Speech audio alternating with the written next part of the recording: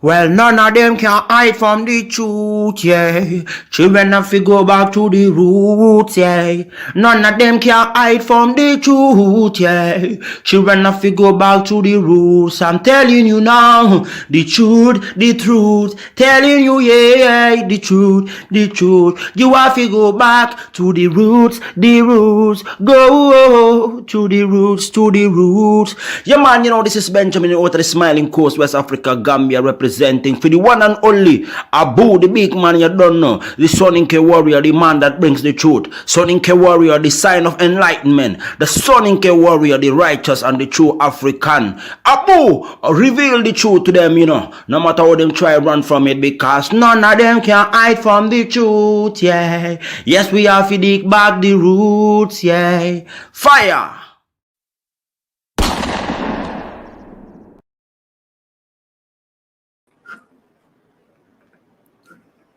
Ladies and gentlemen, welcome to the Afridamus Report. I'm your host, Afridamus. Welcome to Saturday night or morning, wherever you are, edition of the Afridamus Report. St. James, welcome to the show. Matifi, welcome, and all the other people that I didn't mention, you're all welcome to this show here today. Ladies and gentlemen, today I'm going to give you the 360-degree analysis of this group called ADOS, that call themselves ADOS, American Descendants of Slavery. See, I've been studying this group for quite some time. From their inception, I've been watching their videos, I read their stuff, and when you see the things they talk about, many people, especially, mostly their attacks, they don't have a talking point that is original or concrete.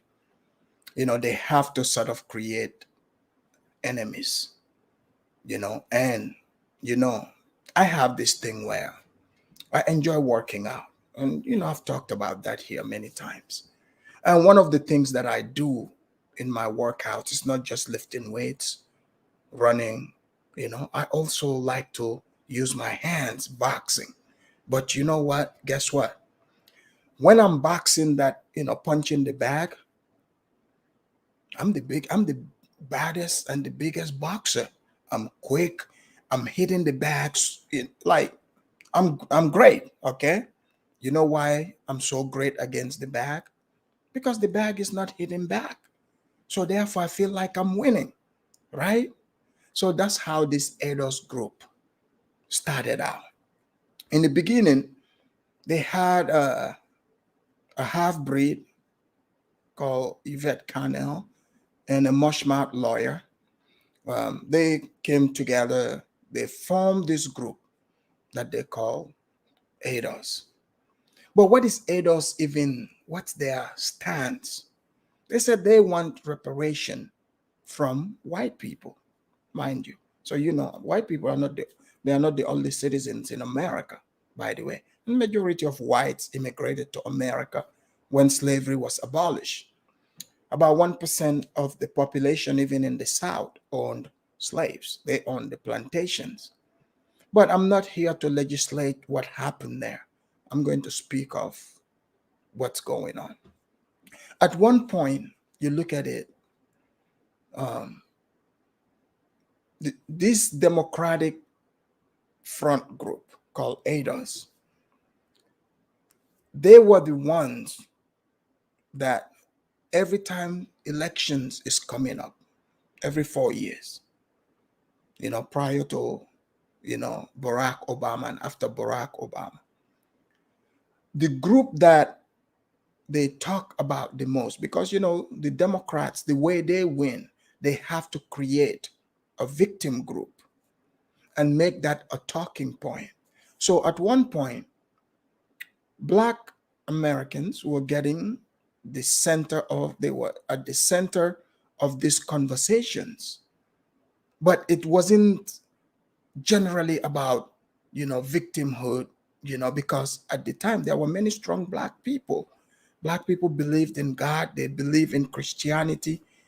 So you have to convince them. You cannot come up to black groups, to the churches, trying to tell them about homosexuality and all that. They would outright reject you. But the Democrats lived up to their word. They made sure they keep blacks in the plantation called the Democratic Plantation until like Barack Obama came. Blacks, they knew blacks were going to vote for him. Of course, he's a half-breed, light skin. They would vote for him because they know black people in America, they are color struck. If they cannot get full-blown massa, they would get half massa. It would make them feel good. And they presented Obama. Fast forward, Obama wins, and Obama changed the whole dynamic, corrupted black, the entire black psyche, turned them in and out, and now they accepted homosexuality and every degenerate behavior that come with it.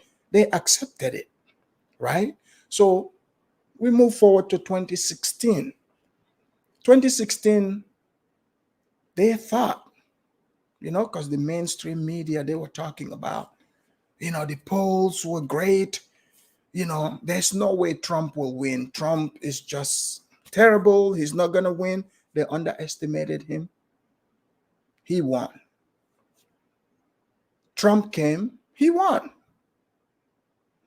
Now, they changed against Trump. They started saying he rigged the election. He's the most racist guy. That wasn't picking up steam. But within this time, if you look at it, these police shootings that you're talking about, seeing that black people getting killed and all that, this didn't just start during Trump, by the way. This started surfacing more and more during Obama's time. Don't forget that.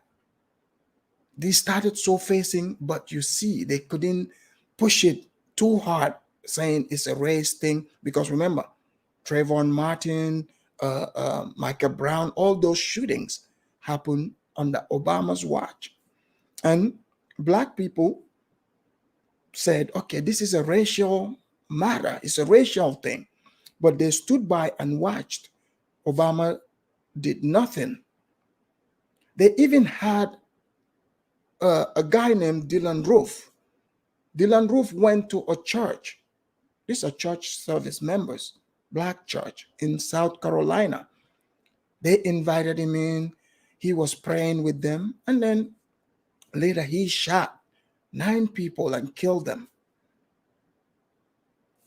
Obama came there. All he did was sing Al Green's song to black people. And, the blacks were happy about this. So now they are like, okay, the whole system is like, hey, these people are not going to do anything. Let's just keep pushing. Let's just keep pushing this. As the country is changing more and more and more. So now we fast forward to the past election we had. If you notice, because what Obama did, he fought, now blacks are no longer the attention of the conversation. The alphabet community are the center of attention. They are the center of attention.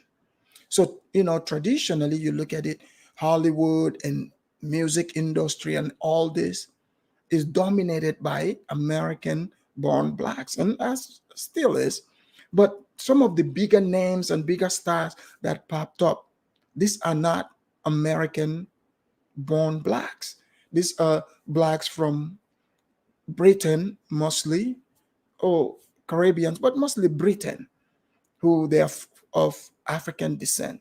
You notice at one point, they say all black people are one and the same, right?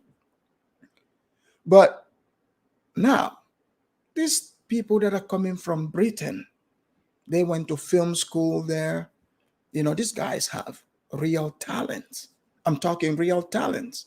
They come here and they're giving American-born blacks the run for their money. They are getting big roles. Mind you, these companies, movie companies, Hollywood is owned by, mostly Jewish people. They are obviously, my point is, they are not black. So you come in there just like everybody, you're looking for a job, and the best person gets the job. That's the reason why I'm giving you the backstory of this. Because prior to this, all black people have to do is to vote for the Democrats and put them in power, and the Democrats just give out free stuff. They give free stuff in the form of welfare, housing. I knew from the get-go, I saw the way that was working. I said, this is not going to last long. These people are getting too comfortable, and they're going to get knocked off their games. And that's what happened. The LGBTQ people, the alphabet people became the center of attention. They have more power than blacks. Do you guys know this? They are a proxy. They use, black people to further their own agenda. So that is what has been going on. But now we come to the ADOS. They formed this group. They emerged out of nowhere. And as soon as I saw it, the things they talk about, I knew it is attention grabbing, because they feel like they no longer are getting attention from their white daddies. That's what it is. They feel like they're no longer getting attention from their white daddies. All of a sudden, they started talking about reparation. So you would think, if you're talking about reparation, you would go to the government for this, right? Because the government has the power. But now, they didn't do that. They were doing this on YouTube, talking to other black people. And then the other blacks that they debate with on social media, on Twitter, they would get upset at those people.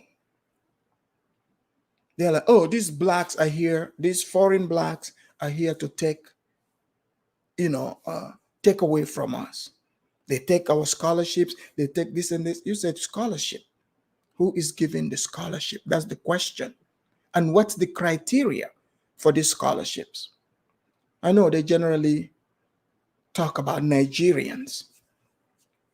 The only crime these Nigerians committed, right, is to just have the tendency of being smart. You can say whatever you want about most Nigerians, but they're pretty smart, book smart. So you're not just going to get handed scholarship if it's not based on merit. So second generation, third generation Caribbeans, most immigrants that come here, especially Nigerians, they tend to be, Republicans, by the way, because they are Christians. They're not going to go for all that mess. They have their families intact. Education is at the forefront. So it makes sense for them to be able to get scholarships. But these ADOS people, they were not happy about a whole lot of things. They want reparation, but they started complaining that it is foreign blacks, because you won't believe it. The people they consider to be foreign are not even foreigners, by the way. These are people that are born and raised in this country. They've been here generations just like them.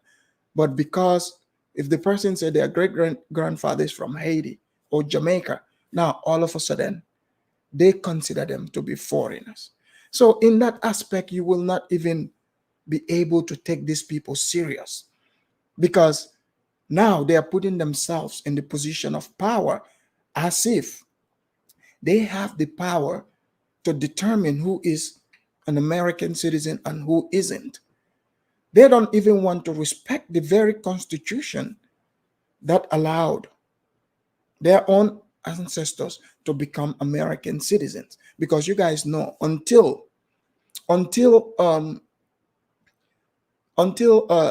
after 1865, slaves here in America, blacks, they were not considered Americans. You guys do know this, right? That's when they came up with the 14th Amendment. Yeah, the white man came up with it. The white man is like, look, we have found God. This is cruel. You cannot own people as, as slaves. We need to stop this. There was one side of the whites that said, we will send them back to Africa. The other side said, no, you cannot send these people back to Africa. They've been here for generations. Let's make them citizens. That's where the 14th Amendment comes in. Now, that 14th Amendment said, every natural born person in this country is an American citizen.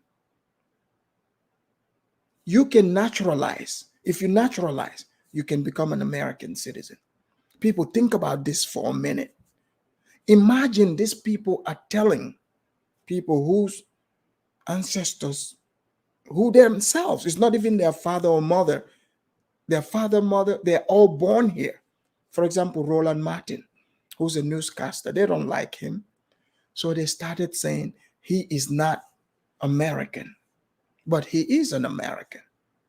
Arnold Schwarzenegger became the governor of California.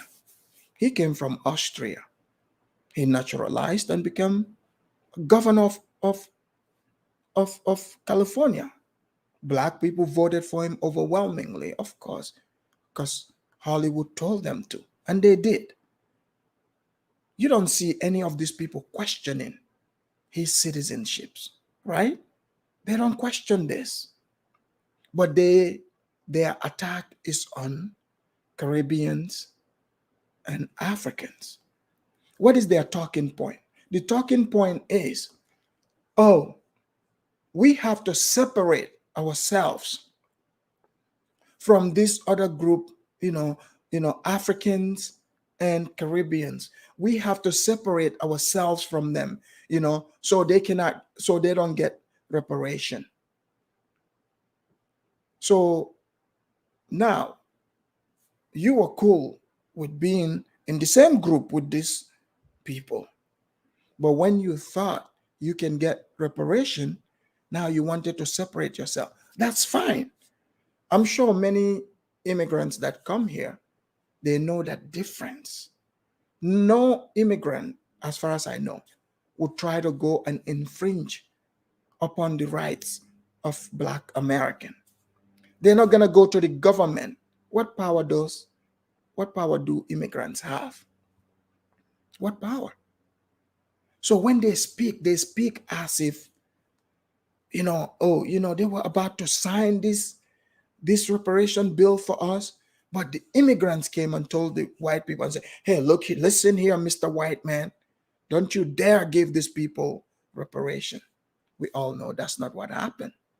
But their point is, we don't want other people to have reparation. How are you gonna determine who can and cannot get that reparation? I guarantee you, if that white man says, fine, we're giving you reparation and we're giving it to anybody whose skin is Black, what can they do about it? Absolutely nothing. So they started with their xenophobic talk, saying Africans come here, they take their benefits. Mind you, you see, when someone says benefit, you should ask them, who is giving this benefit? Who's giving this benefit? Because if it's the government awarding benefits to people, who are you to say that is yours, that belong to you? If you cannot control who this benefit goes to, guess what? It doesn't belong to you. It's not yours. It means the government is the one in charge of that, and they decide who they give it to, who they don't give it to. I even heard this leader of ADOS, Tone Talks, who said he's a lawyer, by the way. I don't know what kind of lawyer this man is, a lawyer who doesn't know how to talk articulately. he asked the question. He's like, oh, I cannot go to Nigeria and claim DACA. This is how dumb some of these people are. Nigeria do not have DACA. Plus, DACA is geared towards Hispanic immigrants who came here, who were brought here as children. So that's who benefit from this. But they're not going to mention the Hispanics single-minded. They would use things that benefit those Hispanic immigrants and make it conflated and say that's for Black immigrants. So it proves they are here to attack Africans and Caribbeans. And for the longest, they've been doing it. Like I said, it's like a punching bag. You can be punching the bag, but the bag is not punching back. And you think you're making sense, you're the best, until you go against an actual boxer who would punch back. You see? So they started spreading this cancer on YouTube, spreading lies, talking about, oh, I cannot, he himself, this quote unquote, that man who calls himself a lawyer, he said, oh, I cannot go to Nigeria and go to college there. Dude, you can't go to Nigeria and go to college. Who is stopping you? It just wouldn't make sense for you to leave the United States where there's way more colleges and a lot more in them than Nigeria. But hey, if that's what you want to do, more power to you. If you go there, Nigerians are not going to be like, you can't come to our college. They welcome everybody. What are you talking about? But they were telling this to their masses. The bottom line is they have a group of people who have victimhood mentality, and they prey on that victimhood mentality. They go and bring spreadsheets talking about this is how much wealth white people have, blah, versus us. So pretty much they are looking, again, because if you look at the things that, like even they say the civil rights and all that, you go look at the things they fight for, is for white acceptance. White acceptance, bottom line. So the point is, in their heads, as long as you're Black, that means you also have the victimhood mindset and you're looking for free stuff that white Zaddy is giving out. So now they see you as a competition. They're not talking about jobs, by the way. People that come here from outside of America and immigrate, they are looking to get jobs. They're looking for those opportunities. But these people are not arguing on jobs or opportunities. They are arguing about the free stuff. The free stuff. They started saying things like, oh, we know Caribbeans, you deserve, reparation too, but you guys go get it from the British or whoever. Who do you think, a lot of those plantation owners, where do you think they come from? Go look up their backgrounds, read about them. Who do you think will own most of those plantations? The same, you would find that some of these people own plantations, not only in the South here in America, but they own plantations even in the Caribbean, including Jamaica. But they started disparaging other groups. They started making it sound like it is Black immigrants that are in their way about their reparation. They started saying, oh, we have to call ourselves ADOS so that all the reparation comes to us. So while they were in the midst of this, they had a split in their group. One man named Tariq Nasheed, he came and pretended to be a part of their group, and then he split out and created what they call FBA. They call themselves Foundational Black American. And in reality, if you look at it here in America, no immigrant is looking to stop them. They don't even think about you. No, you can exist just as you are. You don't need to look for the attention. But yesterday, that brings us to yesterday's live that I watched on Empowering ADOS's channel, my light skinned cousin. I wish the video was still up. She took it down. They had a panel. And people, I'm going to give you the 360-degree analysis of what I saw. So these people, they came together, obviously. I mean, they have to. We all know black people here in America themselves, they don't get along. They are not united. They only unite on things that are based in hate. So they came together. They had a guy on there. He had strong hatred for Nigerians, to be precise. He started talking about how they are the best black group, they are the strongest black group. And he said things that if someone else says it, it will be considered offensive. If a white person said the things he said, it will be offensive. But it goes to show. I was watching and I listened. I said, it goes to show what the mindset is. Is this guy even aware of what he's saying here? Because the thing he was saying, you are proving the point why people see you the way they see you.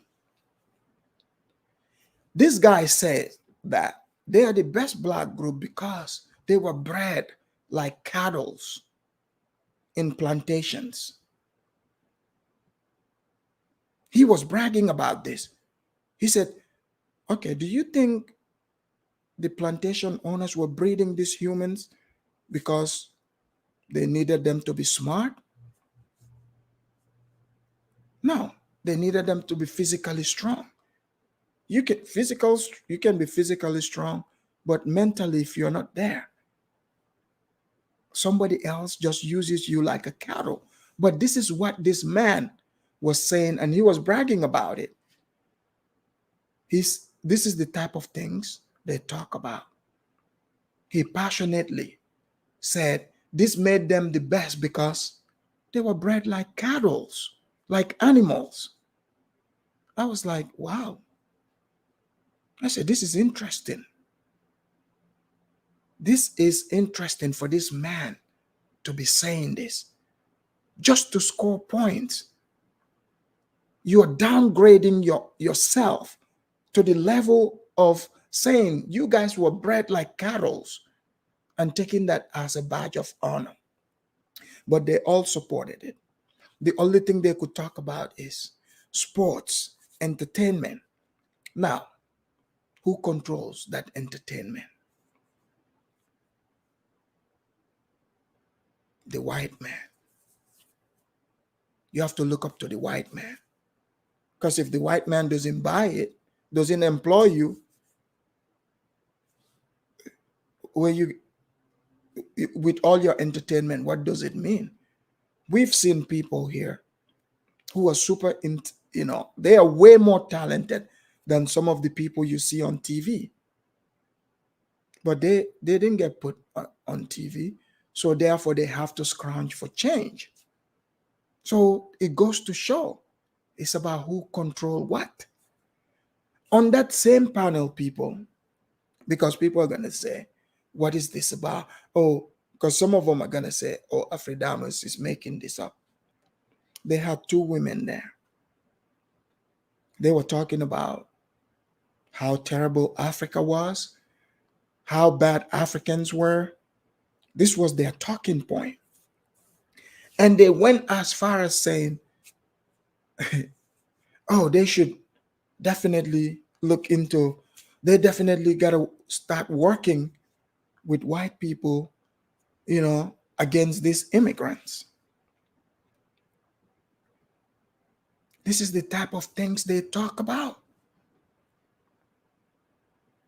Think about it. They said they were the ones that told us.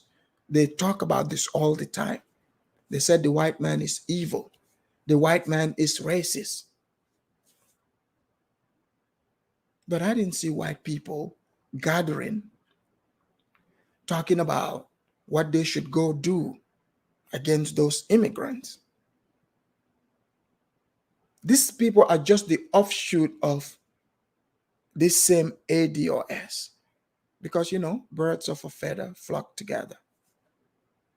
And their reference point goes back to this leader, these two leaders they have, a half-breed lesbian and a mushmouth lawyer.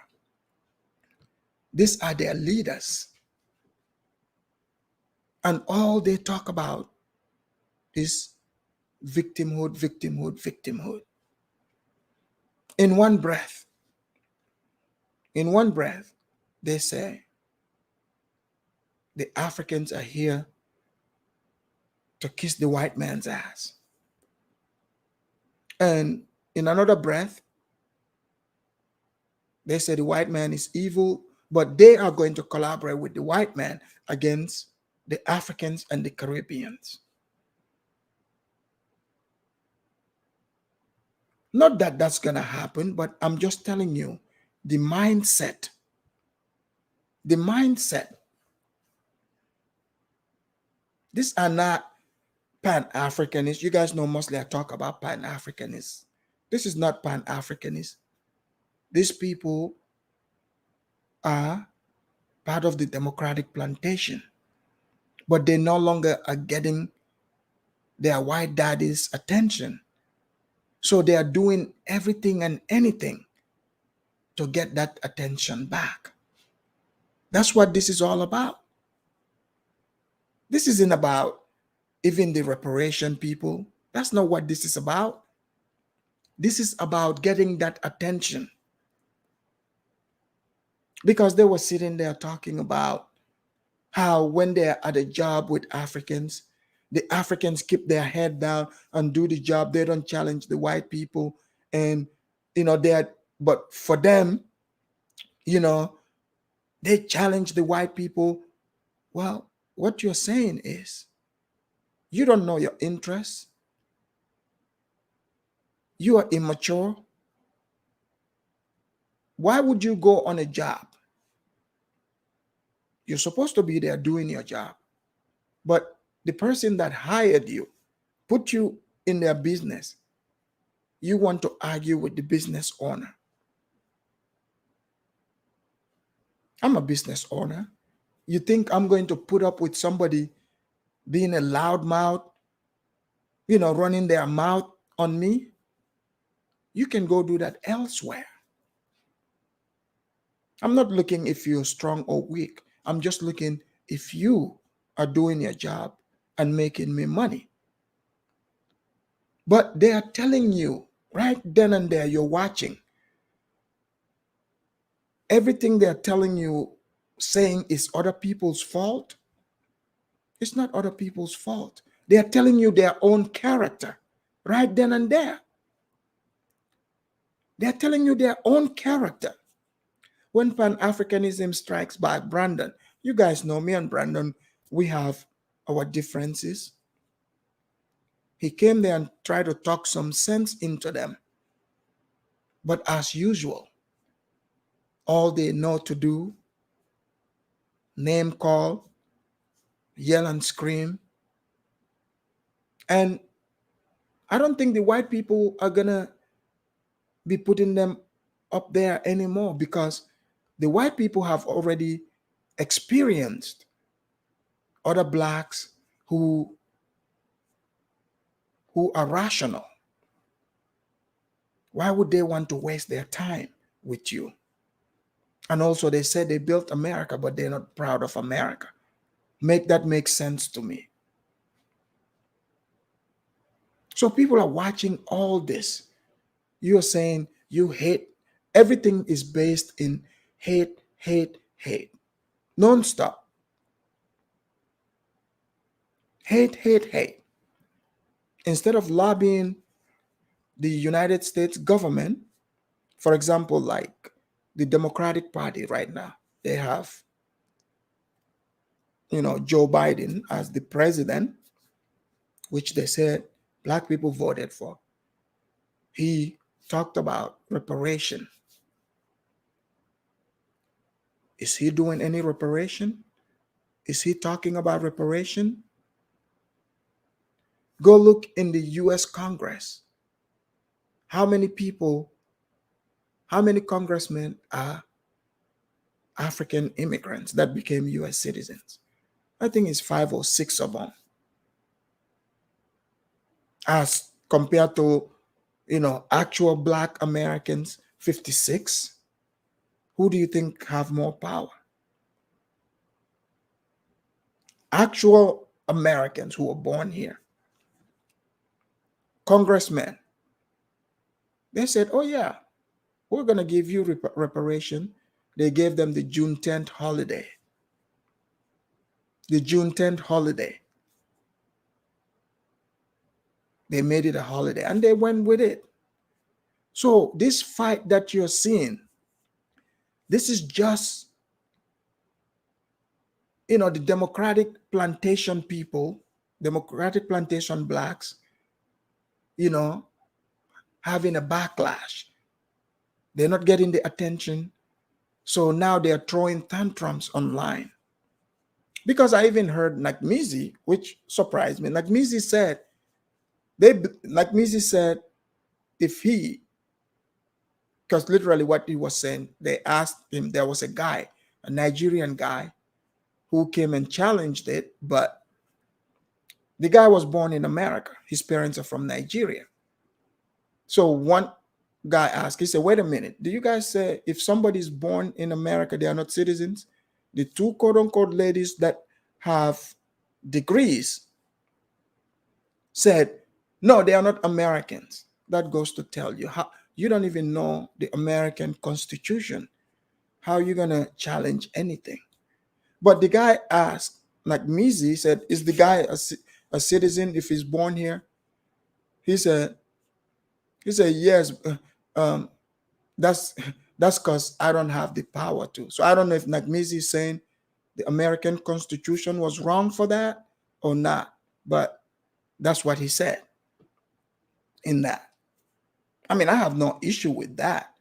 It's called freedom of speech. But if we are to gut the 14th Amendment, that would mean blacks cannot be citizens in America because that's what made them citizen. And that language is what made them citizens as well.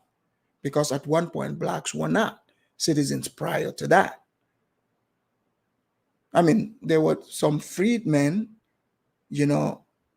up north, but to be a full-blown citizen, it was the 14th Amendment that made that happen.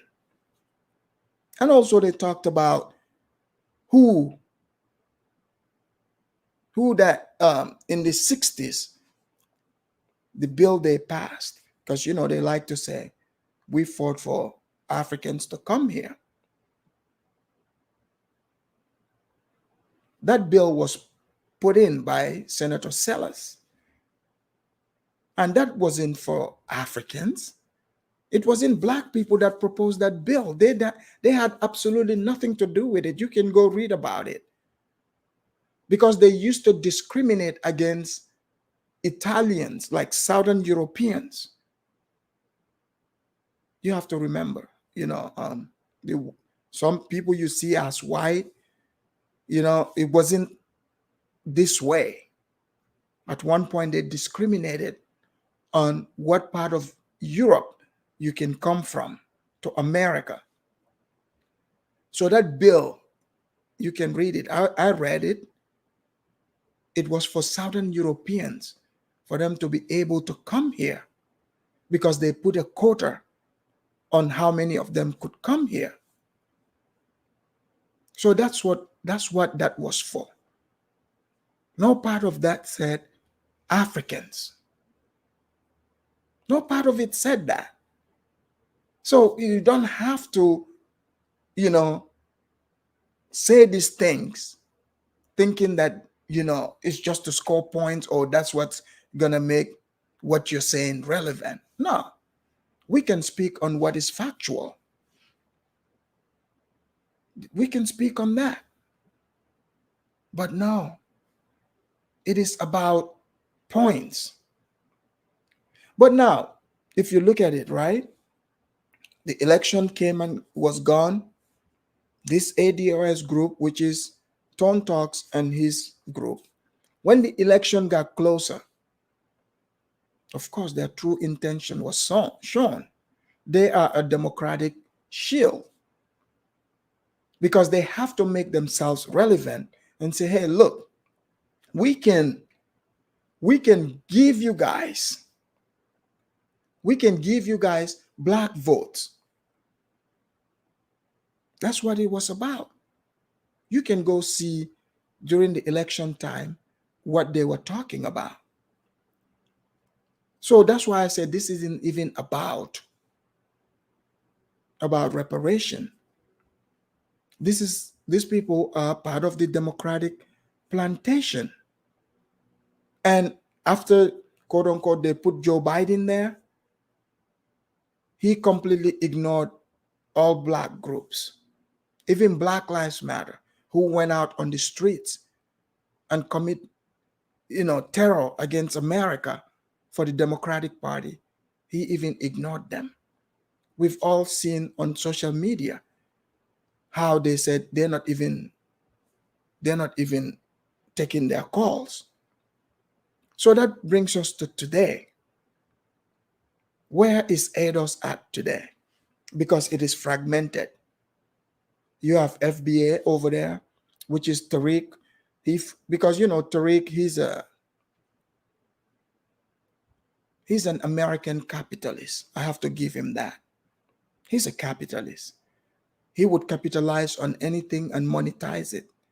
This is how he was able to get $1 million in donation from black people with this FBA logo, disguised as he's gonna get them a museum. A museum. Think about going from you're looking for reparation to now being convinced to build a museum. But hey, that's what they want to do. More power to them. More power.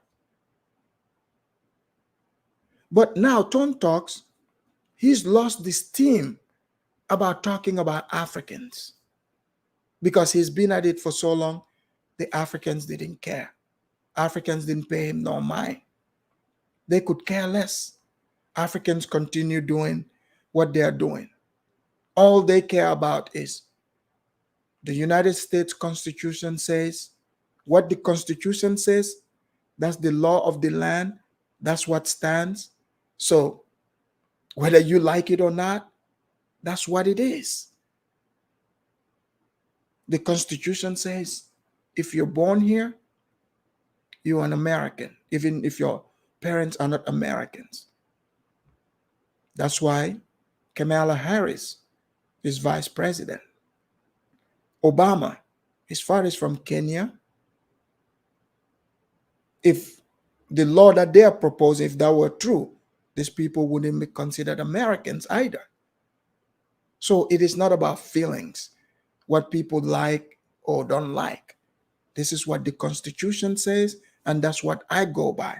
This is why when I speak, I don't speak based in feelings or what should or shouldn't. No, I speak on what is. What does the Constitution say? That's what I go by. So that's what I respect as well. So now Tone Talks have lost his team on immigrants.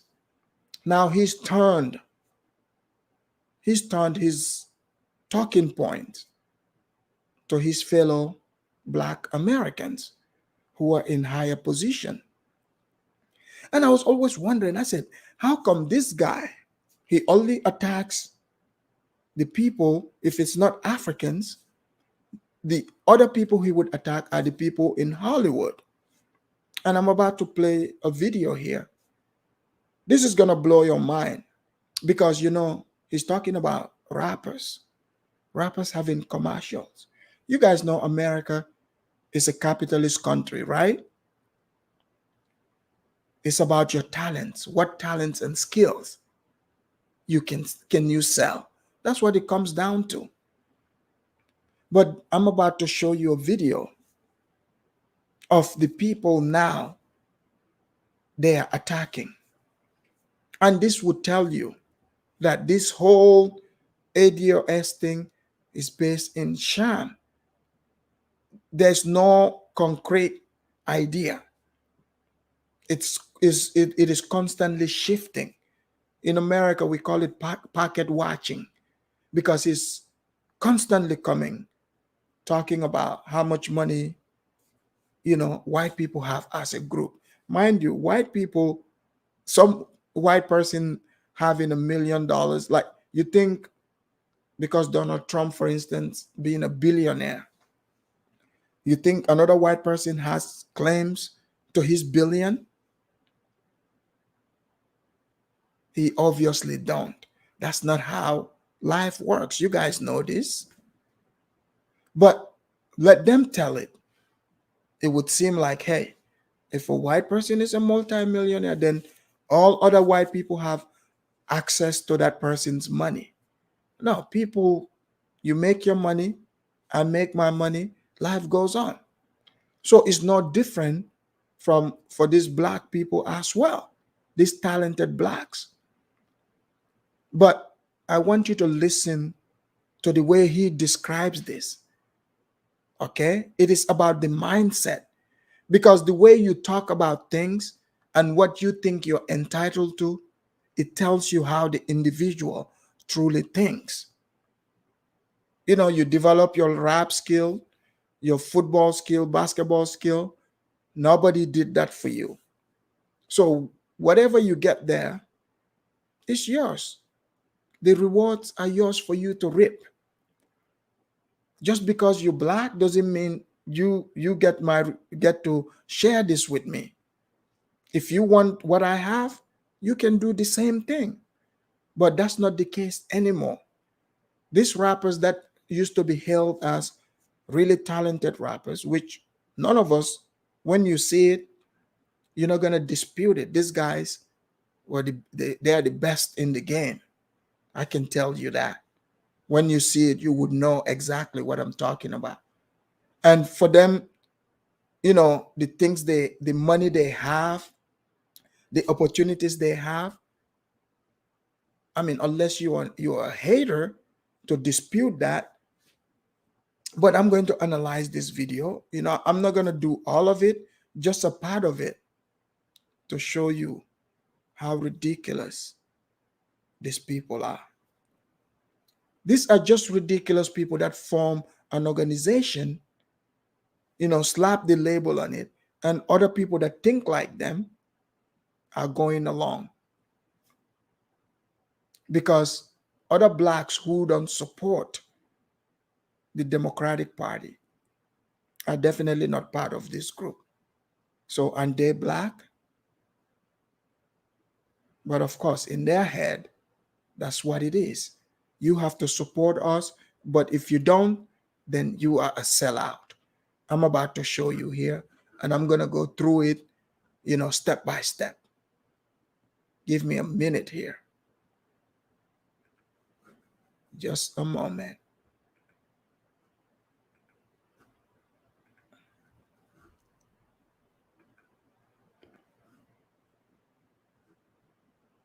Dessert is a super magical thing, and you're going to be learning about the science.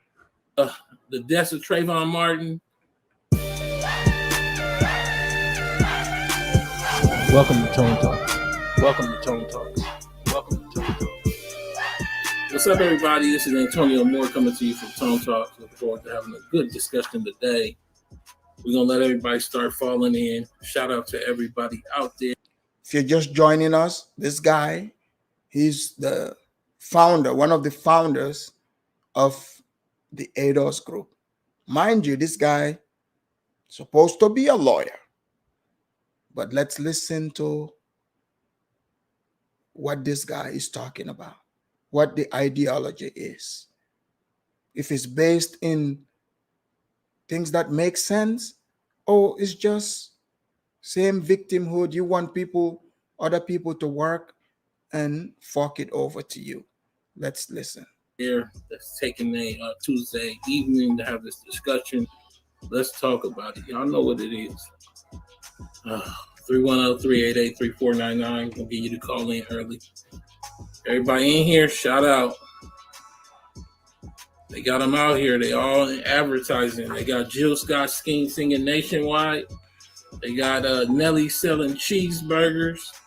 Ludacris done put a whole mouthful of peanut butter in his mouth and gonna try to rap looking like it's 2001. So you see the people he just highlight, Jill Scott, Ludacris. I mean, if you don't know Ludacris, I mean, I'll be surprised. But Ludacris, he's a talented and very entertaining rapper. Jill Scott, I mean, this woman can sing your socks off your feet. She is that good. So let's see, what he's about to say about these people. Again, this channel should be called Pocket Watching Channel. He's not here. So all of these people he's talking about, they are black. So let's see, according to him, if these people deserve to reap the benefits of their talents or not. Need y'all to see it. Let's talk. They out here. That's how they gonna pay for the deaths of Trayvon Martin. That's how they gonna pay for the deaths of Alton Sterling, of George Floyd, of Breonna Taylor. They're gonna give us commercials through black celebrity. So white folks feel good. Do you see what how he starts here? So now he's making it sound like these people didn't get these commercials based off of their talents. They are giving these talents because of all these black people he's showing, saying that the people that died. He said, this is what they are giving us. These people have their own talents, individual talents, have nothing to do with him or these people that died. What's George Floyd, Trayvon Martin, or Philando Castile, these people dying have to do with Ludacris and Jill Scott and these people? What does it have to do with them?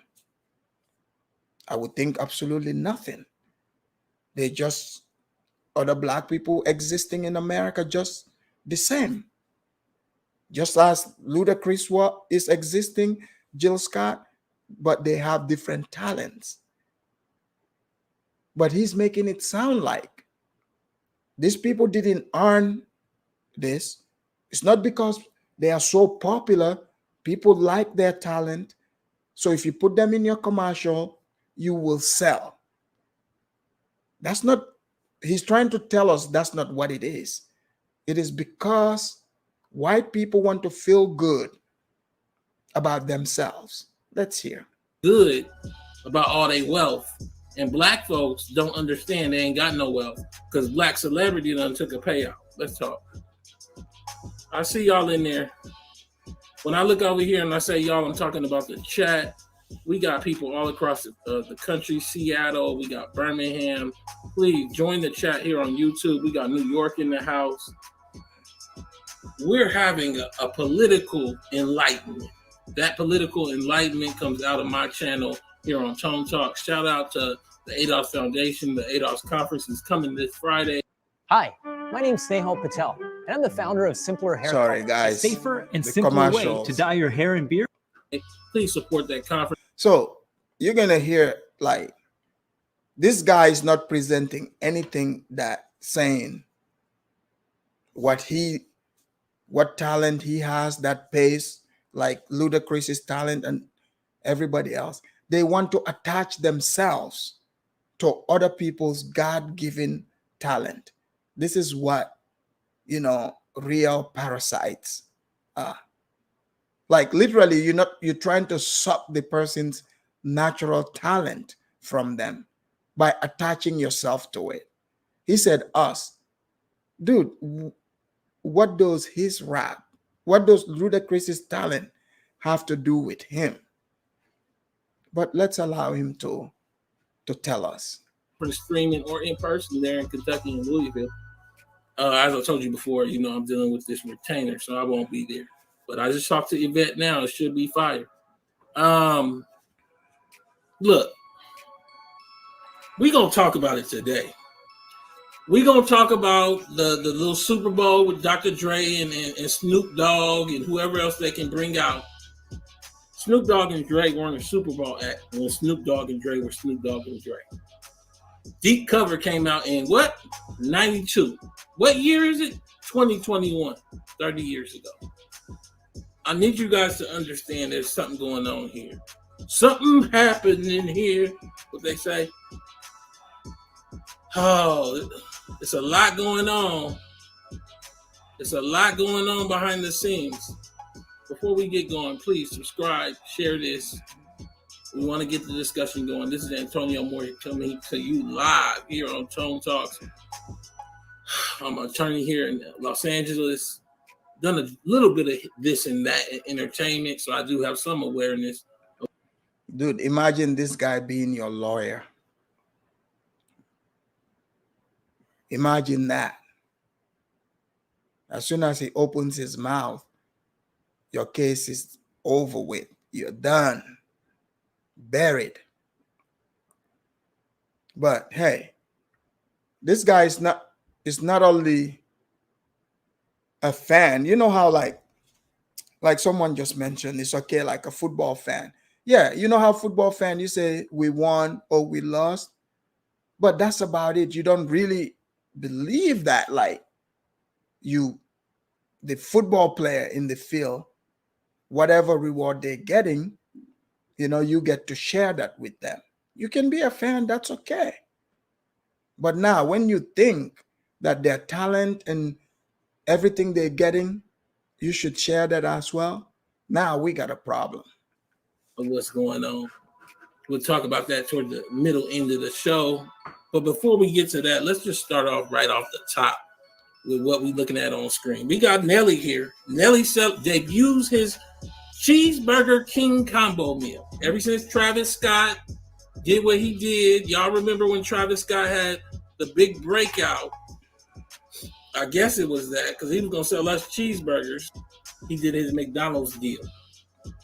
Since then, everybody been trying to tap into this money. He made this money, millions of dollars, reportedly. Don't never trust reportedly. That don't mean actually. That means reportedly. So Nelly said, I'm going to go do mine with Burger King. Guys, listen to the language. He is counting how much money these people are making. And he's going to attribute it to make it seem like this money was just given to these people because these black people died. And this money belongs to black people. Remember yesterday what I told you guys? Why you shouldn't be thinking in these group terms? This is what you're setting yourself up for. Because you have insane people like him who think just simply you being black, your talent, your everything belongs to them, but they have none themselves. Imagine white people telling Eminem that his talent belongs to them.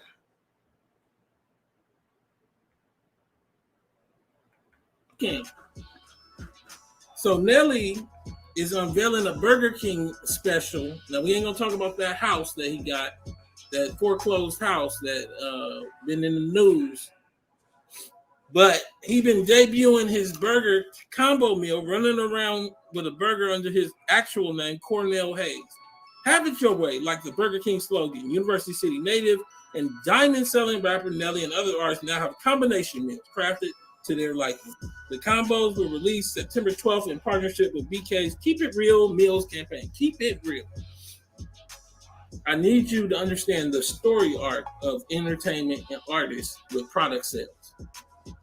Before the 80s, if you was a real artist, you couldn't do this.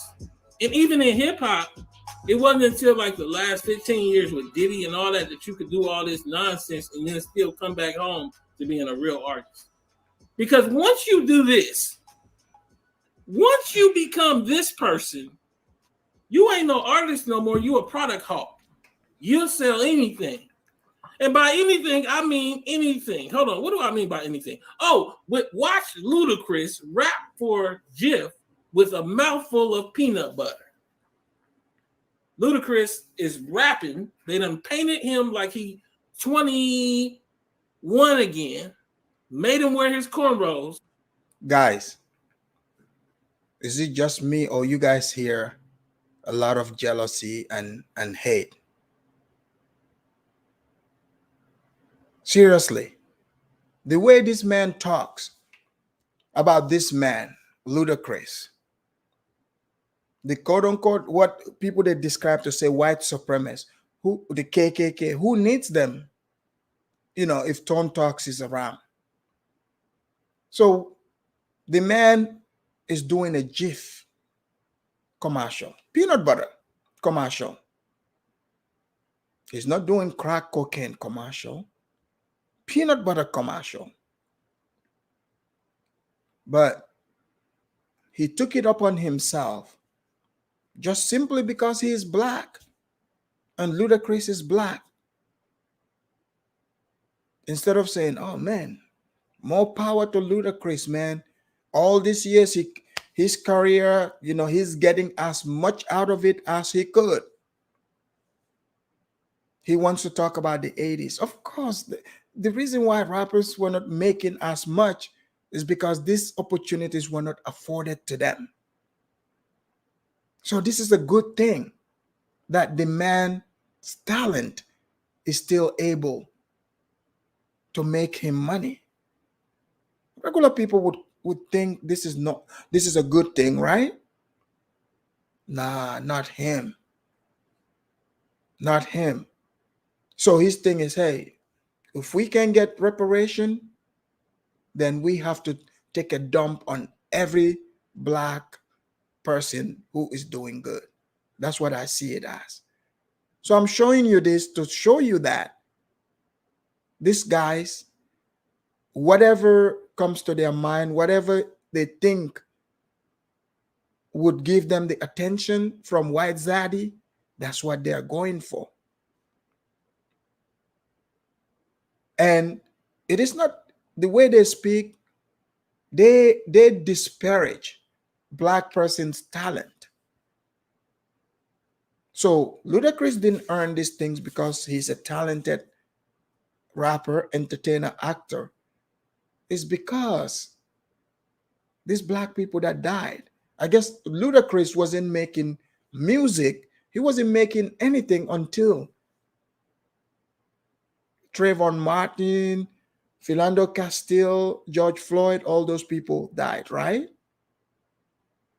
This is ridiculous. And got him rapping with peanut butter in his mouth. Rapping with a mouthful of peanut butter is an absurd challenge that American rapper and actor Ludacris is taking on for Jif.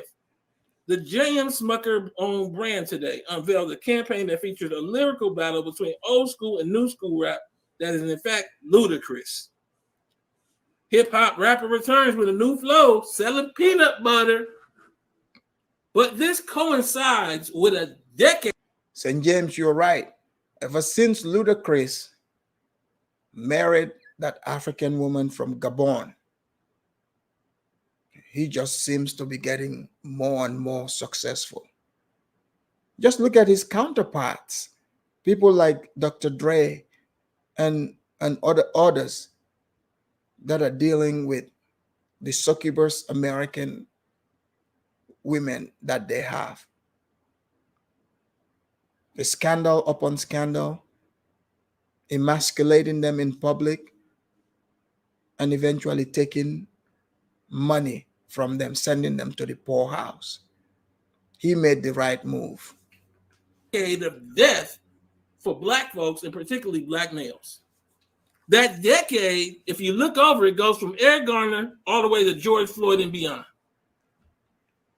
we forget that we've been looking at these deaths since 2011, 2012, all the way up into present. But somehow, Black celebrity, being the decadent veil that it is, as we'll talk about that in a second, has opted to be the outlet for white corporations and white family, white community, to make it seem like it's all okay. Go watch TV for yourself. So these commercials, they didn't put these guys in the commercial because they want to sell more peanut butter and make money, right? To Ludacris's fans, people that like Ludacris, and new fans they're going to garner. That's not the reason, right? Ludacris, his life should just stop because these black people got killed. Black people that he's not related to, black people he doesn't know. He just saw their stories on TV, just like you, me, and everybody else. His life should stop. Guys, this is what I'm telling you. It is the democratic plantation. When these people start thinking this way, there's no logic flowing. Even all those attacks on African immigrants and Caribbeans, it stems from this mindset because they believe as long as you're black, you cannot do it on your own. The white man have to hand it to you. You hear him saying it. But see, if you and I, who are rational and logical, we know Ludacris is not just some black guy they went and saw at Walmart and said, hey, look here, Mr. Black Man, you know what, we'll put you in a commercial so that we can feel good about ourselves, whites, doing good. As if the Jeep company belongs to every white person in America. I'm just breaking this down so you guys can understand the illogical and crazy talk that you're hearing. The person might make it sound good and play music behind it, but it is dumb. And for those of you that bought into this, I hope you understand why. When you get in conversations with people, they hit you with a couple of questions, you fall apart. Those people are not being hateful. Just because it makes sense to you, because of the way you think, you're thinking weak and as a victim. Everybody doesn't think that way. People actually believe in themselves. They believe that, your talent, your skills can get you to wherever you need to be. You don't need somebody else to tell you how you can or cannot use your skills. But this is what the Democrats make black people feel like. And they need people like him who have, bought into it to spread this message. So he's showing this to black people, saying, oh, white people with their wealth, blah, blah, blah. So is this supposed to inspire them or make them feel less than? I think it's the latter, because he knows the crowd he's talking to. If you show this to an African, they would see it as inspiration, or somebody else who's poor. But the people he's talking to, the victimhood mentality and the entitlement mentality, it just depresses them and creates more hate towards everyone else. Because if you hate one, you hate all. Because that means hatred already exists in you. So that's why when people confidently tell me they hate white people, I know that they hate me too, and they hate somebody else. Because today you hate the white man. Tomorrow, guess who you're going to be hating? Me. If you guys look at it, most of their talking points is to hate African immigrants and Caribbeans. But today, who is he hating on? Who is he hating on? Just look at it. Ludacris is not African. But look at who he's hating on. He's not African or Caribbean. He doesn't get more black American than Ludacris. But it proves that hate have no bound. Hate is living in hell. It is bottomless. They would always look for new groups, new people to hate on. Let's listen to more of this hate. Have y'all watched TV and seen how when you watching football, 50% of the ads is a black person selling white people's products?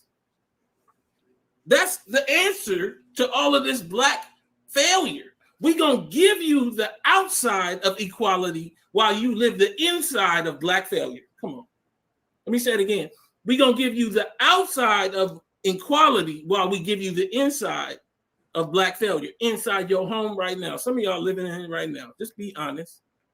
So he's doing his job how he was trained, which is that equality talk. We all know no such thing as, equal outcomes. We're all equal.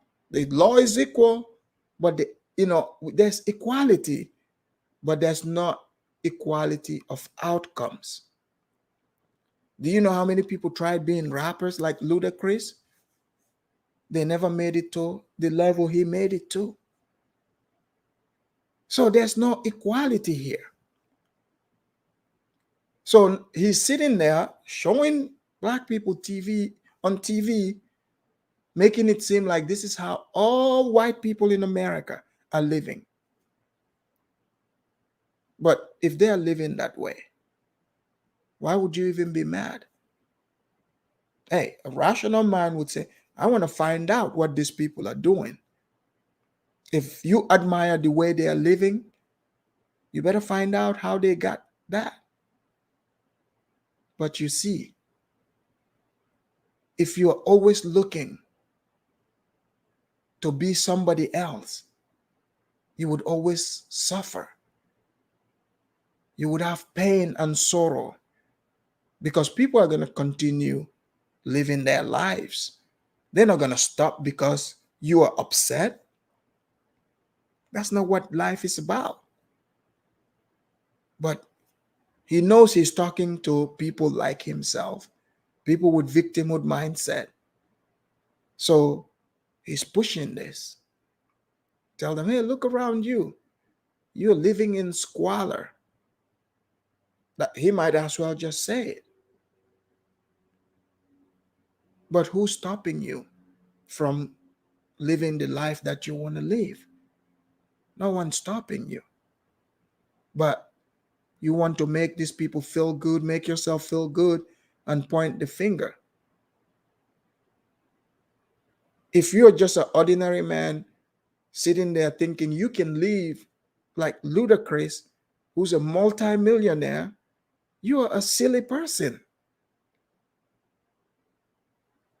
You think Ludacris was just poor and then all of a sudden they gave him this Jiffy commercial, he became rich? We all know that's not the fact. So if you've bought into this, it's time for you to wake up. It's time for you to face reality. Because you're just causing yourself pain. Let's look at the chat. Just be honest if you're living in black failure right now. It's okay. We got to have the truth somewhere. I'm sharing comments because I'm looking at the chat all across the country. We got people all across. We got about 1,000 people in here trying to get 50,000 views. And white America wants to feel good as it spends its wealth. It don't want to be feeling like slavery is how they made it. Jim Crow is what it's anchored in. Black failure, black incarceration is why it continues. They want to feel like it's your fault if you didn't get no Ludacris peanut butter money. They got Burger King with Nelly. They got Ludacris with a mouthful of peanut butter. So he saw Ludacris's commercial. So what he made of that is white people are doing this because they want to feel good about spending their money. So now white people need the approval of blacks and other poor people to feel good about spending their hard-earned money. So he used the phrases, you guys know, slavery, Jim Crow, because that's like it puts this victimhood mindset people into a trance. It blocks all logic. All you gotta do is say slave and boom, they know what he means. So he's saying, Ludacris, they're blaming you, that it's your fault you're not getting this Ludacris money. So every black person can get Ludacris's money. Is that what this man is trying to tell us? How many white people have Ludacris money? Let's start there, because since everything is about white people, how many white people that he knows, as if ordinary white people, have Ludacris money? Who needs the KKK when you have people like him diminishing the talent and achievement of people like Ludacris? Mind you, they said it is white people that hate on blacks. White people would love this commercial. They would love Ludacris. They love him. I don't see no white person saying, oh man, they shouldn't be paying him this much money. Oh, I need that Ludacris money too. So he believes, again, guys, for those of you that used to watch him, how and still they talk bad about, African immigrants and Caribbeans, it's the same mindset. They believe that, that job you got, that business, that money you're making, it is not really you making it. It is the white man that's giving it to you. So they believe in whites being superior. All you got to do is listen to what a man talks about and how they talk about it.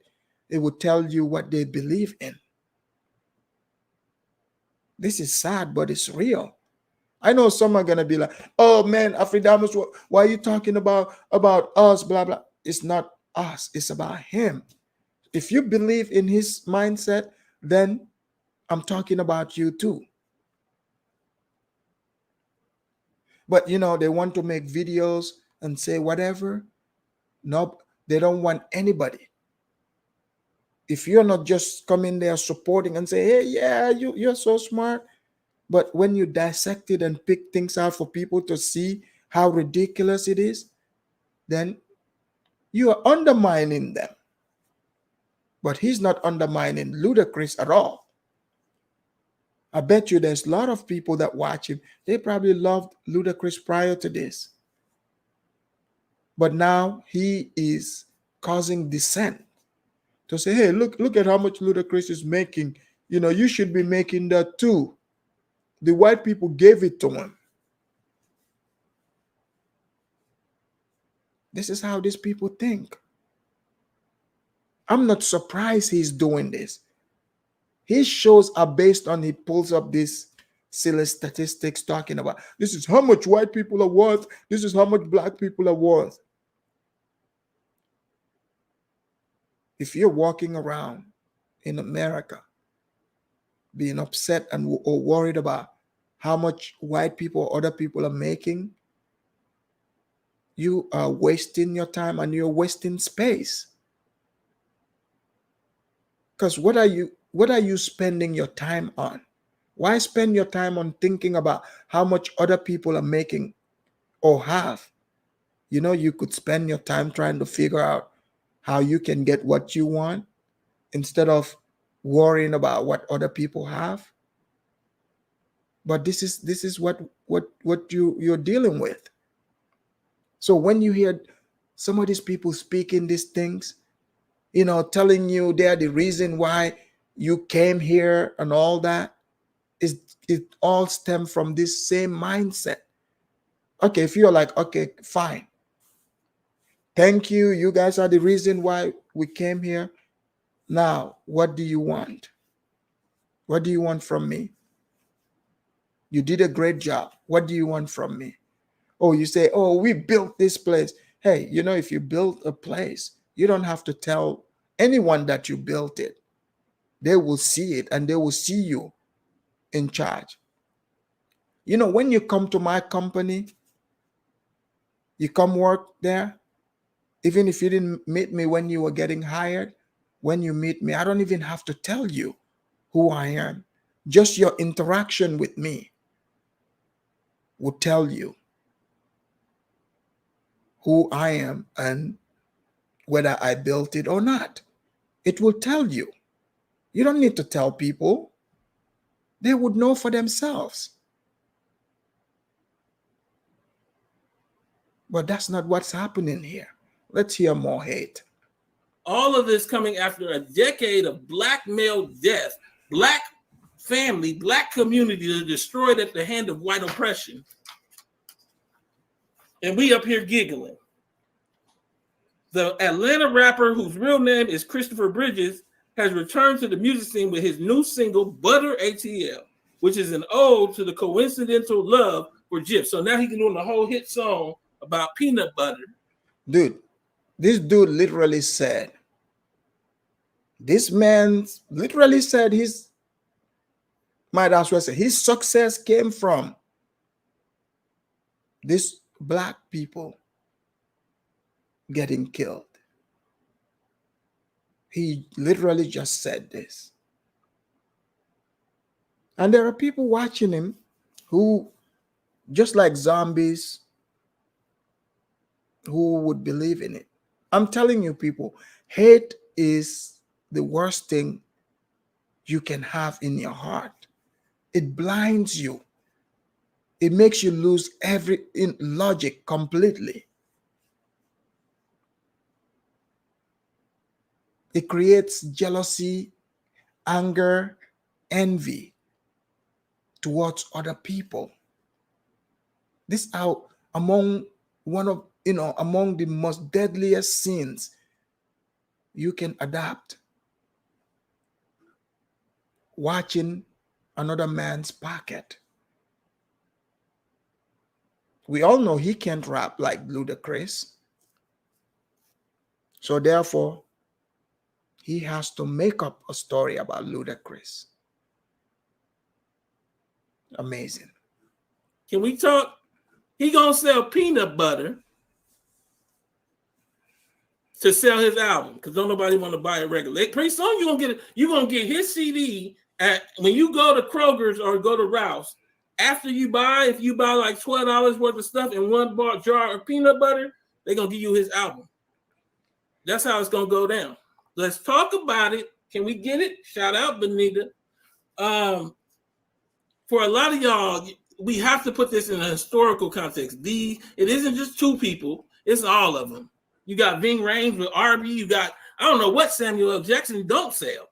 Capital One, he run around, he'll sell anything. Little action figures.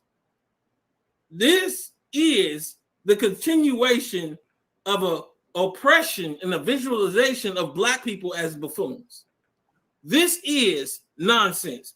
Ludacris should have made enough in his career where he don't have to do peanut butter. Can I talk? Let me get guys, you notice that? So people who made their living being in front of the camera. So now he is telling Ludacris and everybody that Ludacris should have made enough money to not do peanut butter commercial. Again, this is what you run into in real life. Your average black person would make fun of your living, what you make money from. Like they would say, "Oh, I would never do that." They would laugh at it even. But you make a killing out of it. But they see you shining. They want those shiny stuff. So he looks down on peanut butter. Imagine that. But you see, he's not the one who's hired to do this. Maybe that's what he's upset at. Dude, you don't have to do the peanut butter commercial. He is doing it. So I bet you if he was hired to do cocaine commercial, you would have respected it more. This is how silly this is. And you go check the comment section, you would be laughing. You're gonna be like, what do these people have brains? This man just try to belittle a man for doing peanut butter commercial. How does that even make sense? But hey, as the leader of ADOS, he is repping his group really well by hating. Give you context. I want to give a disclaimer. I helped the artist named Skilo, platinum song "I Wish I Was a Little Bit Taller," clear up the road, clear up the samples and everything else. Nobody, no Jewish lawyer or white lawyer, me, myself, my firm, I helped him. After that, together, we licensed this to numbers of people. 21 Jump Street, the movie, a Super Bowl ad for Toyota. He just told you, named the groups that he see as superior.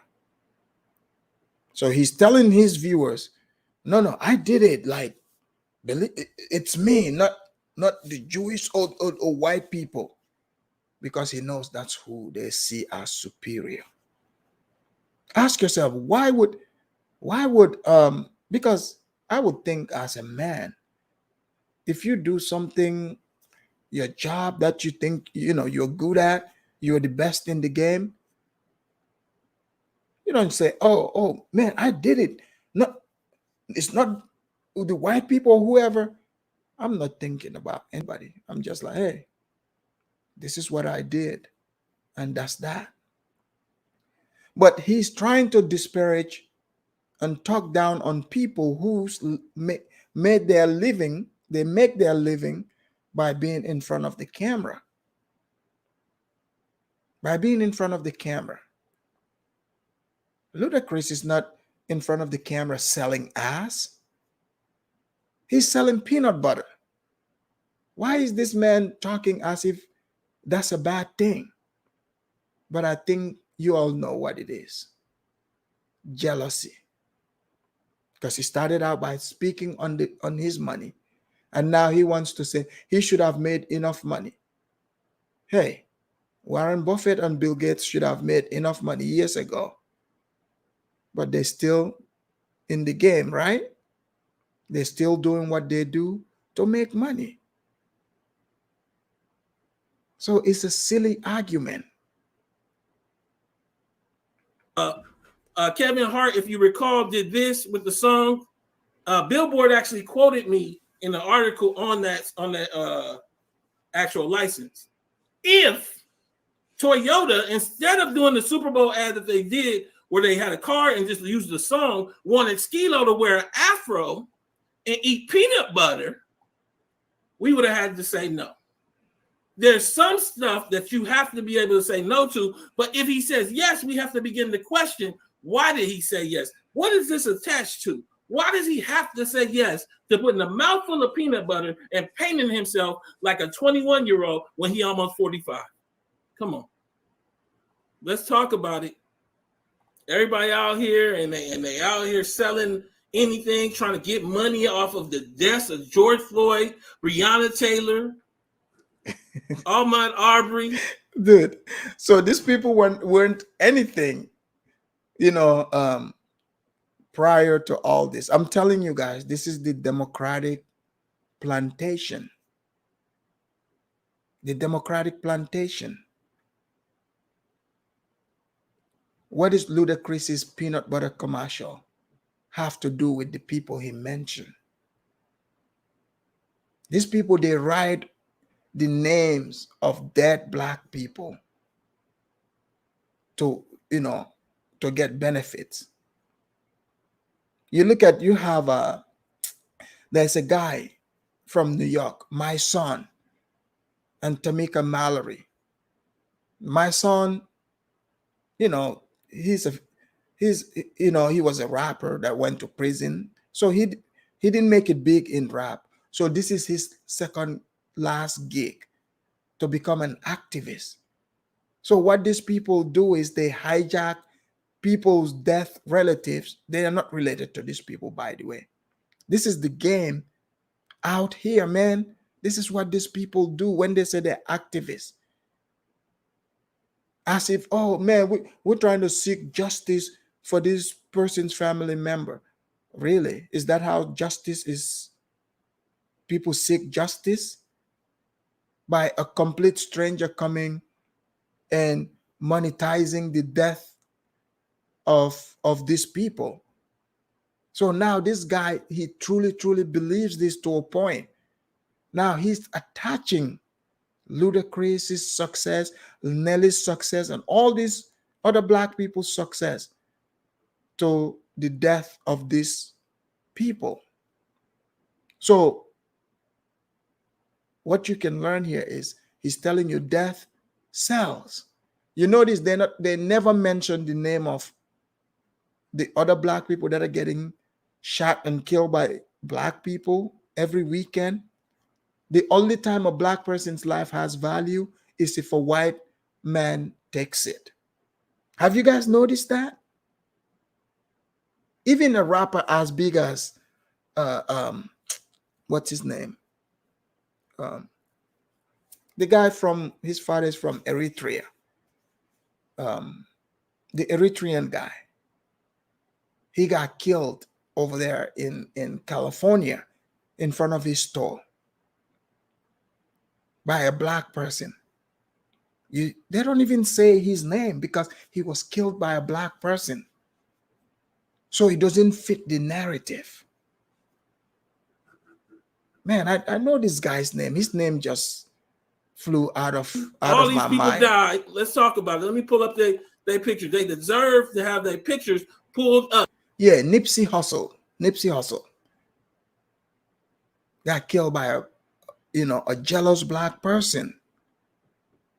Like this guy was like he had real hatred in his heart. He shot the man. You could see him on camera.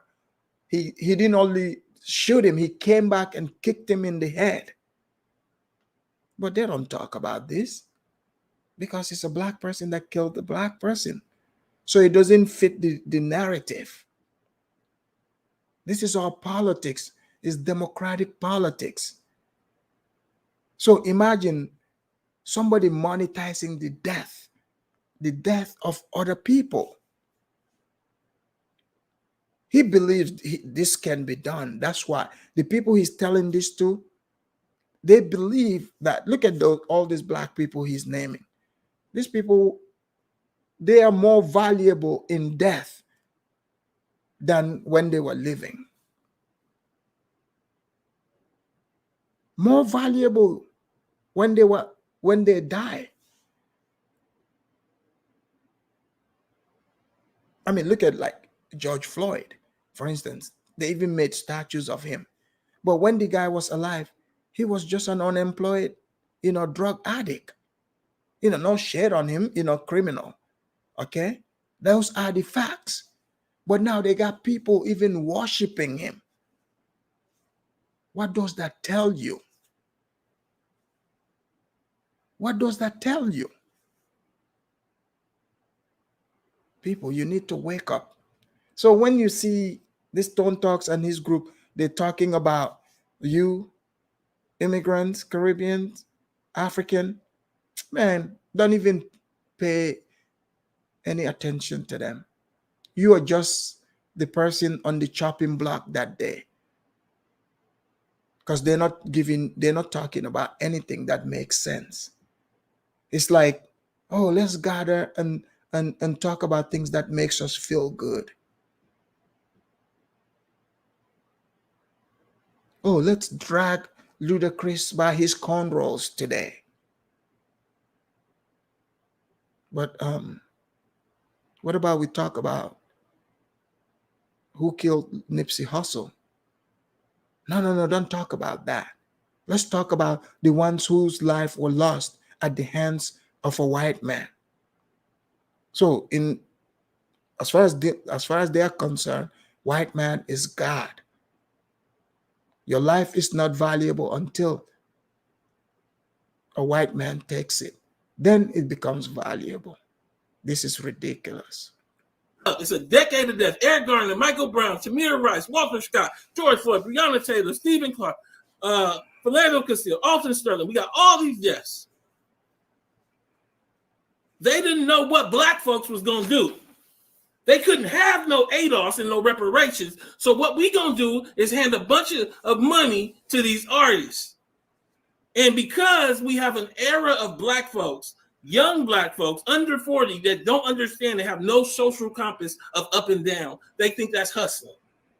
No, this is selling out. Every artist before knew this. Muhammad Ali didn't make no money on his name until he was 65. So you making your money. Now that's selling out. Ludacris didn't come and say, "Oh, I'm doing this on behalf of the blacks." They're like, "All right, Ludacris, you know what? We were gonna give this millions to the blacks, but you know what? We'll put you in a commercial. You know, you can you know what? You can pretend to be the representation of the blacks." That's not what happened. Okay? That's not what's happening. The man's talent is getting him this. He is a free man. He's a free American, just like anybody. This is his job. What is this man talking about? Now, all of a sudden, the man is a sellout when he is feeding off of his own talent. He said Muhammad Ali didn't make money off his name till he was 65. So Ludacris should do the same, right? No, Tone Talks, you are the sellout here. You trying to block this man's, many money-making skills. You want him to wait till he's 65. We don't know if he's going to make it to 65, or even if he does. Why would he wait till then? The opportunity is right here. I mean, the way he talks about white wealth, don't you think he should be happy for these people to make as much money as they could? But mind you, this is not white people trying to block these people. It is people like him. It's just like he did the same thing, criticizing Cynthia Erivo's movie. She's a black British of Nigerian descent. They started a campaign against her when she made a movie. They put her in the movie. She auditioned for the role. She got the role. But this man, his heart, he can take it. So there's always an excuse to take food out of other people's mouth. These people are haters. I don't know if you guys are really seeing this. See, when they tell you that you're a sellout or coon, you should know that that's a good thing. It's a badge of honor. If it's coming from the haters, that's a badge of honor. That means they admire you. They want to be like you, but they're too weak to do it. I mean, just look at all the black people they would call sellout or coon. Look at those people's status and what they can do for themselves versus the people calling them that. The failures are the ones calling the winners losers and coons. Go figure. Just like death sells, mediocrity sells the same way in this group. It's mind-boggling, but it's happening. because before the 80s, you couldn't do this and be an artist. No matter what kind of artist, boxing, singing, none of that. You don't get to sell coke for you. When Billy D. Williams, let's talk, because we jumping around a bit, but we gonna get to. When Billy D. Williams did this, he was considered a sellout. But somehow, we done got to a point where you can do this, and we just forget the blood diamond. Still using deodorant that doesn't work? With scents like Phoenix, Arctic Surrender. Part of it. So he's talking about dead artists from ages ago. So again, just like slavery, right? These people would speak of slavery as if they themselves are the slaves. So because Muhammad Ali didn't make money off his name till he was 65, so Ludacris should do the same. All these other artists, he's saying these dead artists from years ago didn't get this opportunity. So therefore, Ludacris should turn it down. So he is speaking on behalf of a free man. Look, guys, freedom is all up in the mind. So this man seeing Ludacris, being free, thinking for himself, making all this money, is eating him alive. Because when you associate yourself with people like this, there's no freedom for you people. America is a free society, but it depends on the people you align yourself with.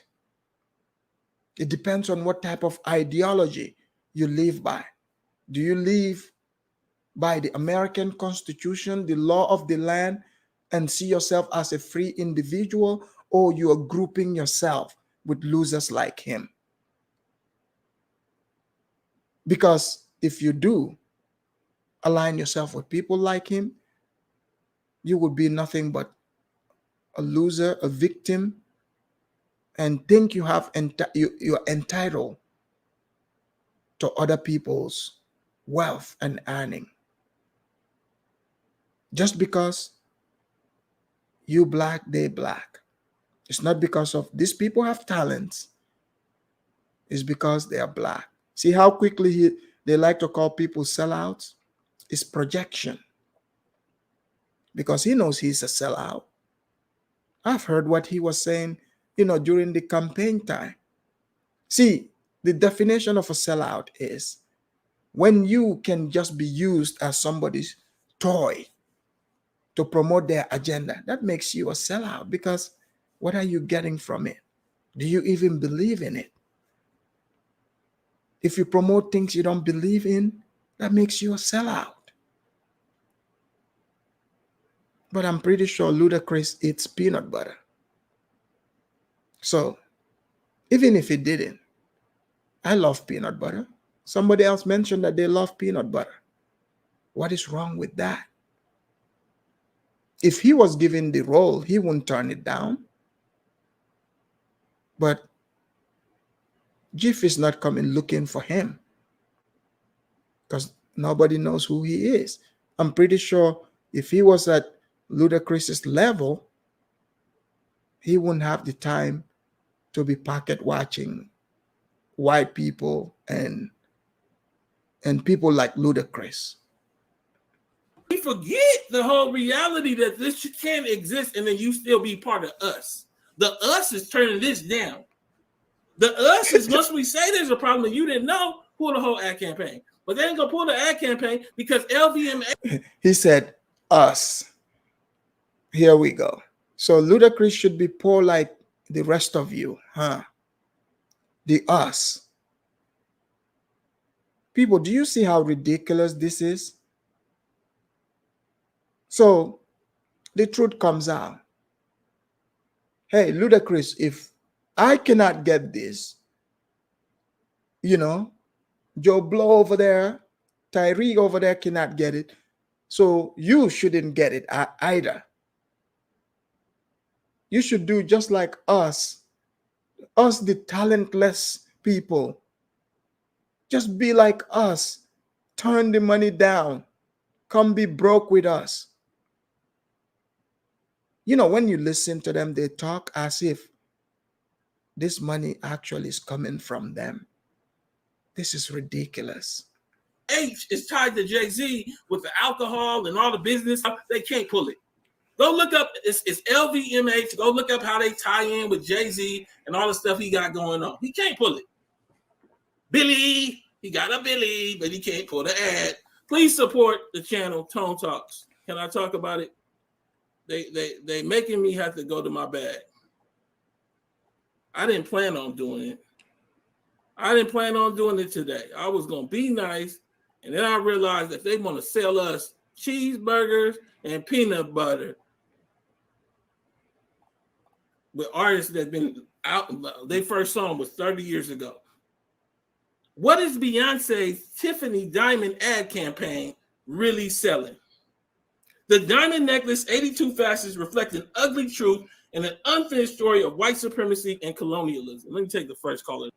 Visionary of love. No, actually, there is the people that come here as refugees, they are actually working. They work. You wouldn't even be able to tell if who's refugee or not.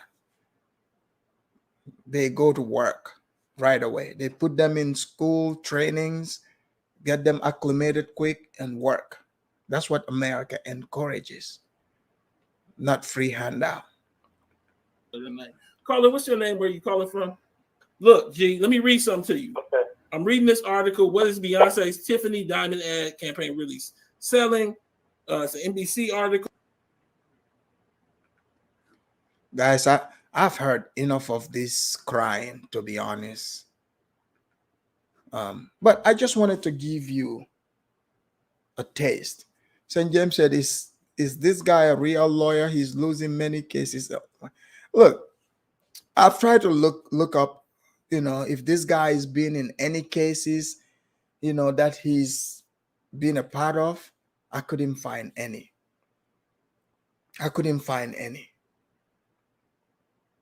Okay. Let me see. Somebody here. What did he say?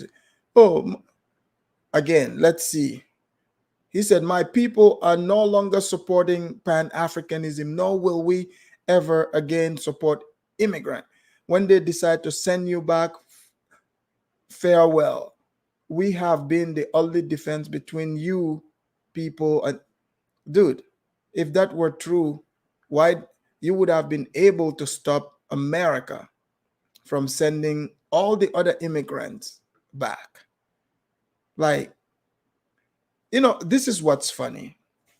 People speak as if, if American government, ICE, want to deport someone, they're gonna be like, hey, let me come consult with you guys, to make sure that, we don't want to send these people. We just want to consult with you.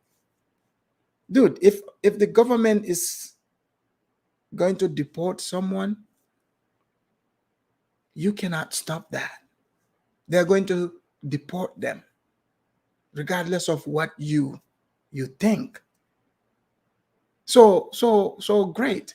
Pull your support from immigrants. Okay? Because if you have this much power to be able to tell the US government who can or cannot be deported, why even bother to ask for reparation or say, oh, Africans are blocking us? That means you believe the Africans and the Caribbeans have more power. But ladies and gentlemen, you guys have seen how ridiculous the leader of ADOS is. I mean, this is no different than, like when you see the leader of Boko Haram being interviewed, and he's got his brushing stick, whatever, and he looks ridiculous, saying things that sound crazy to you. It's the same thing. It's the same thing. It's just the Boko Haram leader might be smarter. That's the only difference. but it's the same exact thing. How can you be in America? How can you be living in America for decades and decades, centuries, and you're still saying you're a victim? You're still crying. How is that even possible? In one breath, oh, I'm a victim. In another breath, oh, you Africans, we're not going to help you again. Which one is it? This is the problem. Like, a lot of them gathered at these platforms where the platforms tells them what they want to hear. It's about massaging feelings. It's not based in reality. Just look in the chat here. Some people cannot take it. They're like, I'm out. Because, like, think about it. What am I showing here or talking about that is illogical? And people are free to disagree with me by any means necessary. If you think what I'm saying here is ridiculous, by all means, let me know. We've all heard what this man is saying. Somebody who's already crying like this, do you think that person can help anybody else?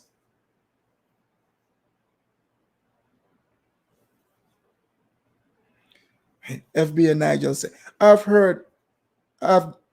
he said, I've been hearing ADOS politics has made its way into college campuses and local organizations. Look, it's not gonna get any traction. It's just like those classes in college, that gender study class and some of those black studies, they've been there. I've seen it. They're not getting anywhere. Anyone that's putting themselves in that position, you're just putting yourself at a disadvantage. Because in that little college, you might think, oh, what you are saying here, that's real life. That's real life. Hey, you graduate with your gender studies degree or your black studies degree. What job can you get with that? You turn into a professional victim. This class is they damage your thought process. This is why I saw people on platforms bragging, literally bragging about oh, I challenge my employer. It's like, what are you talking about? Why would you go to work? You're just there for 8 hours. This person is paying you. I'm not saying if they treat you like in a bad way, there's ways to handle that. But people, they're like, because we are not compliant. Well, that's why people are not hiring you. People are hiring people that are compliant and they can communicate with. Plain and simple. Let me see what Steve T said. Afridamus, a lot of your members think this is the way all Black Americans think, and this is not true.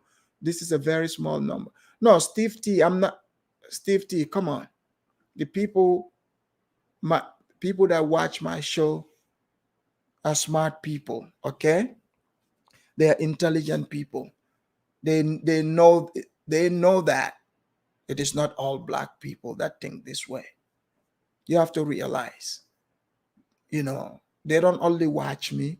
They don't only see the things I talk about. There's this person that they just attacked. Ludacris is American, Black American. Literally, he's Black American. And they themselves said they are Black Americans. So the people that watch me here are smart people. They know that it's not all, but most. Yeah. They know it's not everyone, every Black person, because there are Black people that speak against this, and they call them what? Coons, sellout, and all sorts of names.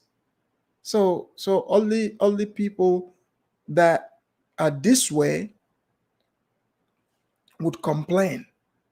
But the decent Black people who have been silent by the majority, They don't believe so. Like yesterday, I was watching the show on empowering ADOS. The same thing. Brandon came on there. He's Black American, and we've seen exactly how he was attacked. How he was attacked by these people, just simply not liking what he was saying.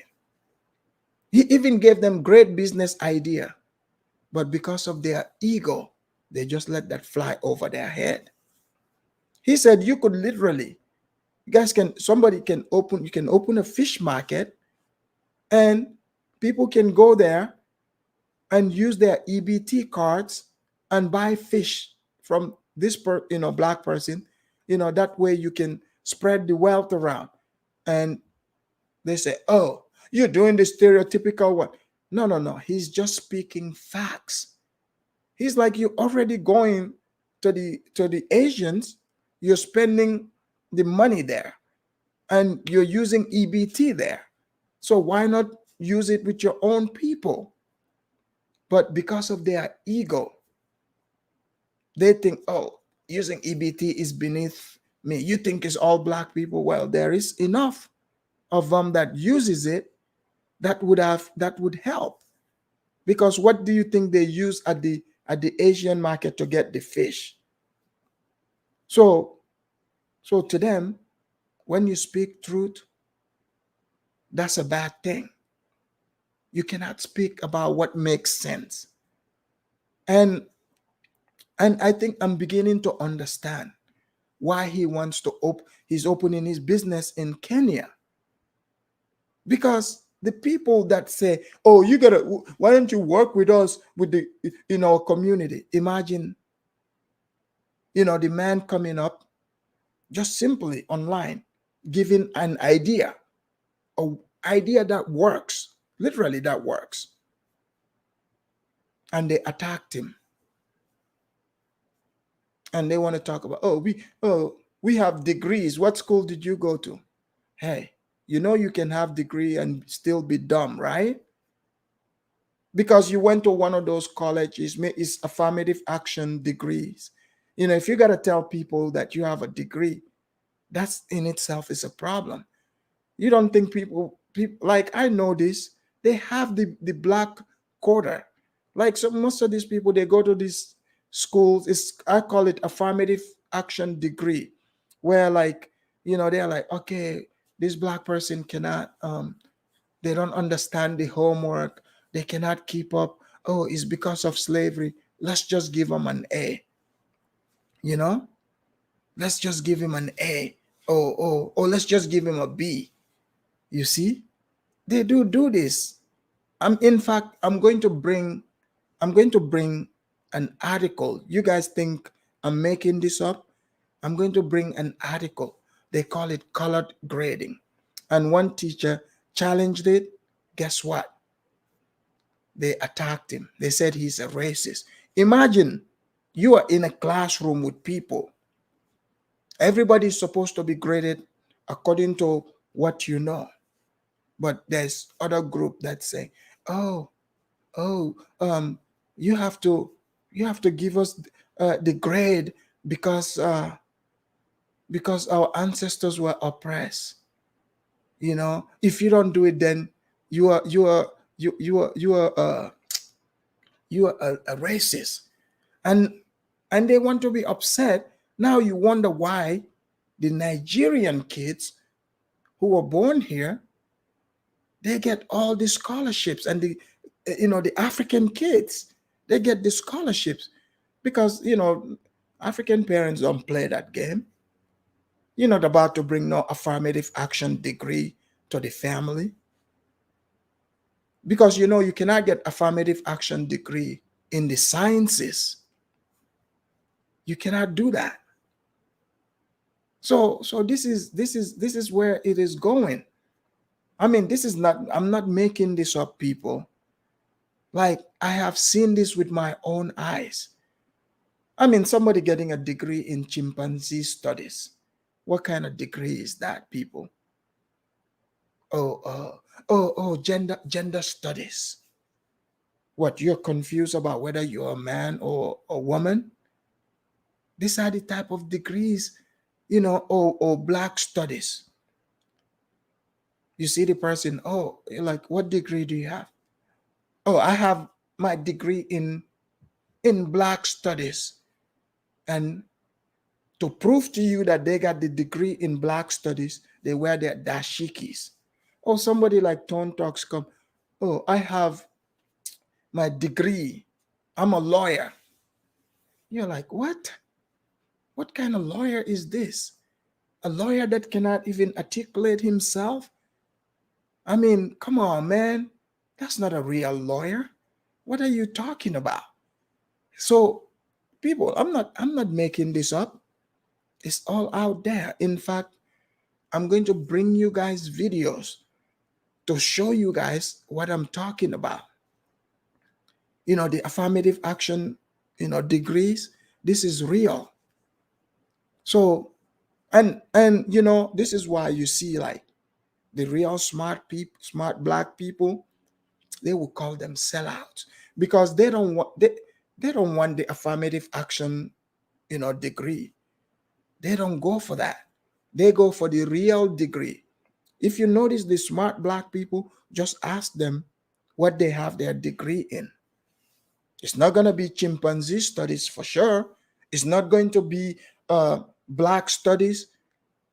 Exactly. See, Luther Michael said it. Accounting and finance, software engineering.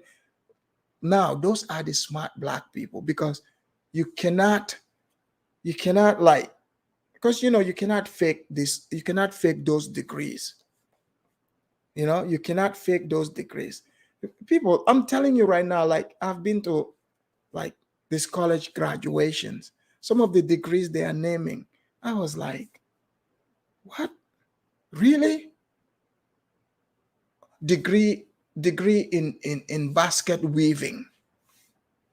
Degree in basket weaving. You want to tell me you need to go sit in a classroom for 4 years just to learn these things? Just to learn these things. But that's what you're seeing here. Ladies and gentlemen, I'm over the 2-hour mark. I didn't even want to go all the way to 2 hours. This is why I didn't open the lines today. But maybe tomorrow I'll open the lines, and we're going to talk about, some of this crazy ghetto stuff that's happening in America. Because I notice most of you don't even know the extent of this ghetto business, some of these people, how they behave in America. You guys have no idea. But I'm going to bring it, and I'll open the lines so we can talk about it. Let me see what FBA said. FBA Nigel said, Afridamos, what you all call Black Americans in Sarahule. We don't have a word for it. We just man or woman. We don't put color to things. It's just humans are humans in my language. We don't call, things like that. But yeah, most definitely, people, tomorrow for sure, we'll be back, and, I'll open the lines so we can, I want to hear what you guys are going to say, because I don't just want to come here and explain things and break it down. Sometimes I want you guys to contribute too. Call in. I want to hear what you have to say. You don't have to agree with me, but you guys know, over here, we keep it nice and simple. It's not like those ghetto channels where people disagree with you and they start calling you names and, all kind of silly things. We don't do that over here. Over here, people are smarter. So, hopefully I see you guys tomorrow. Enjoy your weekend, by the way. All right? And I'm out.